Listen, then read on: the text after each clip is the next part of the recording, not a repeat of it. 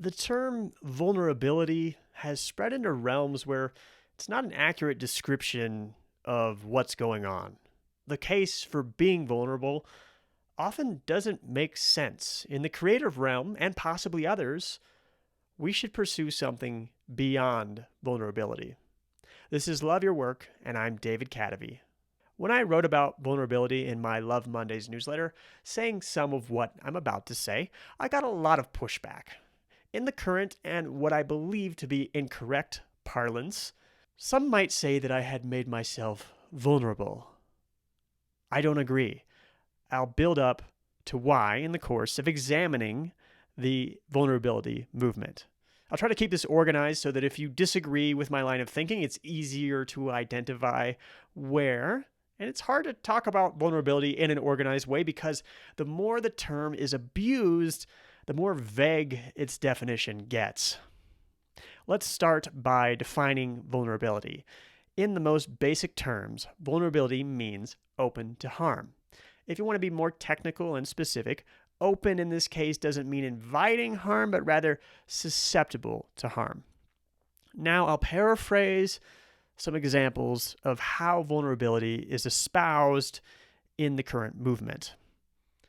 Be vulnerable at work. If you need help, don't be afraid to ask. Be vulnerable in relationships. Share your feelings, even if it means you might be rejected. Now, anyone familiar with my work might be surprised to hear me tee up this one. Be vulnerable in your writing. Share your struggles. Now, I don't deny that a person might feel vulnerable in these situations. I'm not convinced they are vulnerable. I'm definitely skeptical that striving to be or even feel vulnerable is helpful. If being vulnerable is being open to harm, to understand vulnerability, we have to define what harm is. There are many types of harm, but I think most are covered within three categories: physical, economic, and emotional harm. Physical harm is the least subjective realm of harm. Yes, people might perceive their physical wounds differently, and someone can have physical pains with an emotional cause, but for the most part, you can measure physical injury.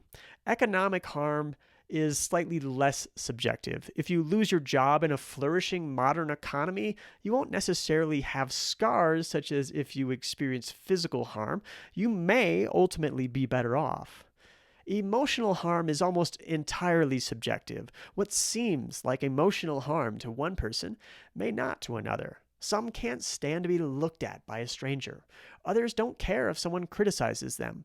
Importantly, what causes emotional harm to a person when they're inexperienced in a realm may not later to that same person cause emotional harm after they become experienced in that same realm. More on that later. Now that we've defined vulnerability as open to harm and identified most harms as physical, economic, or emotional, let's try to identify the case being made for vulnerability in the vulnerability movement.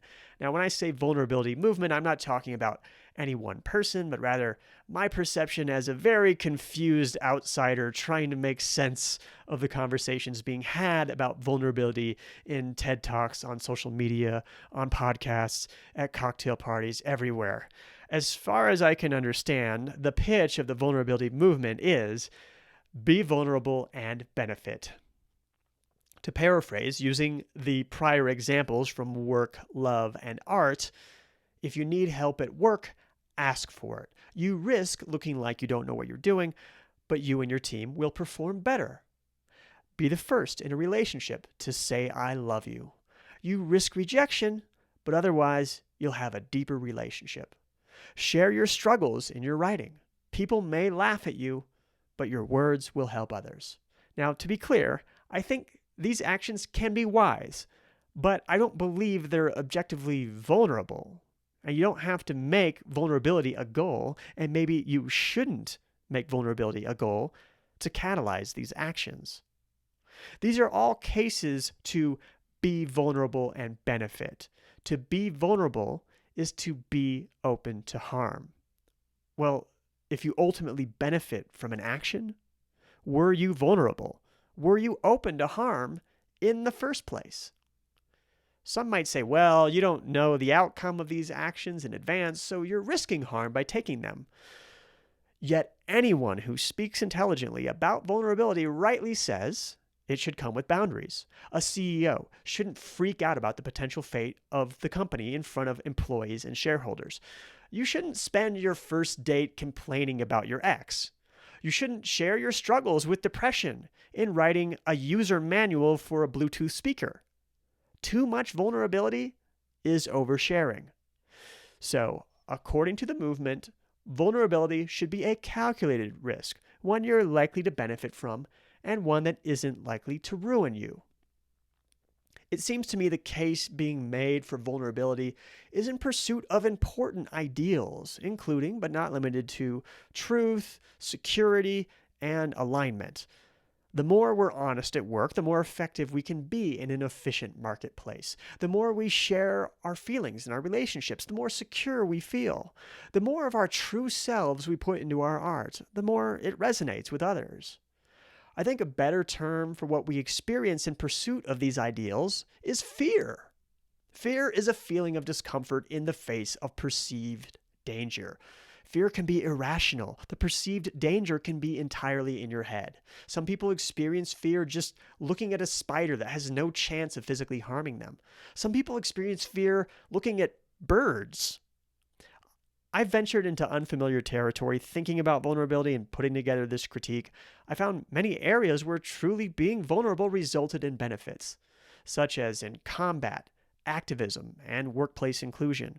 True vulnerability, it seems, is the product of power, and people sometimes have to be vulnerable to dissolve that power. These areas are outside the scope of this short critique. Besides, I haven't come across much chatter in the vulnerability movement that makes cases for vulnerability in these valid areas.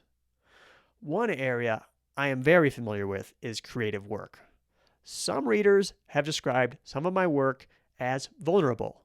I've written about the death of my mother, the death of a lover, and published a conversation about grief. I've listed my failures and published my private doubts in my pursuit of a career as a writer. I've written about my health struggles in graphic detail and shared my struggles with moving to another country. I've been publicly reporting my income for years, starting when it was even less impressive than it is now. I'm further critiquing vulnerability on my podcast, even though I got angry emails in response to my short newsletter on the topic.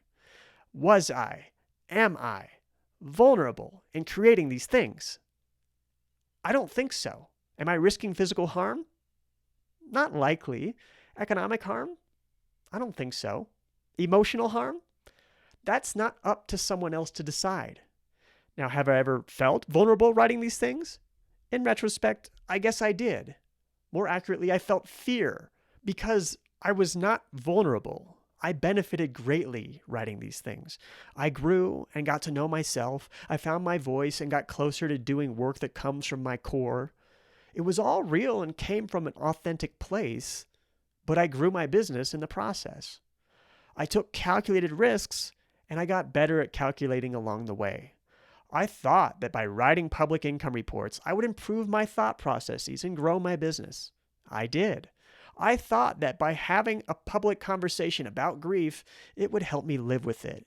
And it has. I thought that by writing about my mysterious health issues, readers would send me ideas that would help me get better. They did. Now, I'm not claiming to be Galileo or Harvey Milk, which is kind of the point. Their work made them objectively vulnerable. But I know I've never set out to deliberately be vulnerable. I've set out to face fears because I believed they were irrational. Somewhere along the way, I stopped being scared. What once felt like fear morphed into excitement to see what would happen, to see if this action would take me closer to truth, security, and alignment, or some other ideal. Now that I've been at it a long time, if I were to feel vulnerable, I would see that as a boundary, not a beacon. That would be a warning sign that I'm oversharing and needlessly putting myself in danger. That's one problem with espousing the pursuit of a subjective feeling. Being afraid is not the same as being vulnerable. The more experienced you get, In work, love, or art, the more adeptly you can recognize when you really are vulnerable and decide it's a good idea to stop.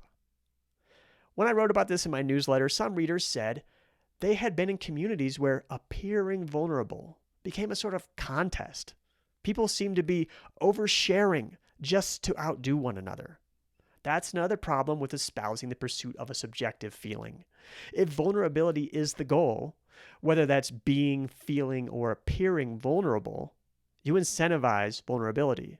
The definitions and the actions fitting those definitions tumble over one another down a very slippery slope. Sometimes we tell ourselves productive lies. You can commit to working for 10 minutes, knowing you'll keep going once you reach that goal. You can give yourself permission to suck. Notice that's permission, not directive, knowing you'll improve or do better than you had expected. So maybe the pursuit to feel vulnerable is a productive lie. It teaches you to face your irrational fears. But at some point, you hopefully grow beyond vulnerability, where feeling vulnerable is a sign of danger. There are cases where danger, true vulnerability, is worth the risk, but those are rare, and that's only because the ideals you're pursuing are worth that much. Choosing your actions with vulnerability as a goal is like building a boat designed to splash water. Boats splash water because they're traveling to a destination. You feel or even are vulnerable in the pursuit of something more important. A boat designed to splash water won't travel as efficiently as a boat designed to go somewhere. I believe that a person designing their actions to feel vulnerable won't be as effective as a person driven to pursue an ideal. That's what lies beyond vulnerability.